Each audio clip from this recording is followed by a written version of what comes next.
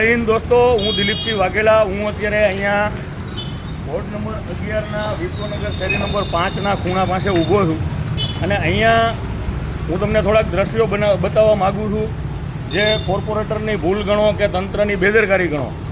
અહીંયા આ રોડને 8 મહિના પહેલાં બનાવવામાં આવેલો હતો અને અહીંયા અત્યારે વરસાદને લઈ અને કાંઈક રિપેરિંગને લઈ અને પાછા ફરીથી એકવાર ખાડા પડી ગયા છે.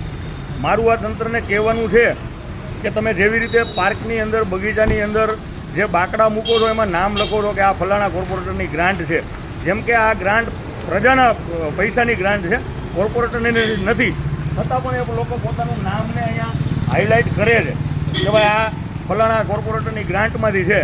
તો એની ગ્રાન્ટમાંથી વધારે કેટલાક ખાડા રોડ ઉપર પડ્યા છે હું તમને બતાવવા માગું છું. આ 8 મહિના પહેલાં રોડ બનાવેલો છે અને અહીંયા એટલા બધા ઊંડા ખાડા છે. આ અડધો ફૂટનો ખાડો છે, આ અડધો ફૂટનો ખાડો છે અને આ બધા ખાડા છે જે આ 11 નંબરના વોર્ડના કોર્પોરેટરની ગ્રાન્ટમાંથી બનેલા છે.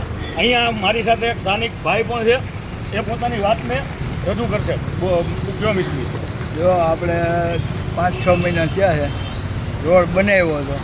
રોડ બનાવ્યા પછી પાછું એક ફરું ખોદી ગયા પછી એમને પાછું મેલીને વીયા ગયા, ખાલા બુર્યા નહીં, એમને ખાલા પડ્યા ગયા.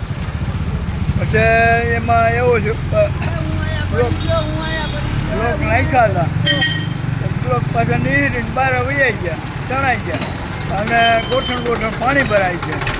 એનું શું કરવું અમારે?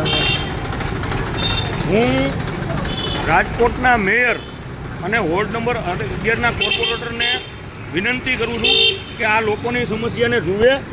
અહીંયા આવડો મોટો ખાડો છે, આપ જોઈ શકો છો. અહીંયા લોકોના હાડકાં ભાંગે છે. એટલે 11 નંબરના વોર્ડના કોર્પોરેટરને નમ્ર વિનંતી છે કે આ ખાડાનું જલ્દીમાં જલ્દી નિરાકરણ કરે. એક ભાઈ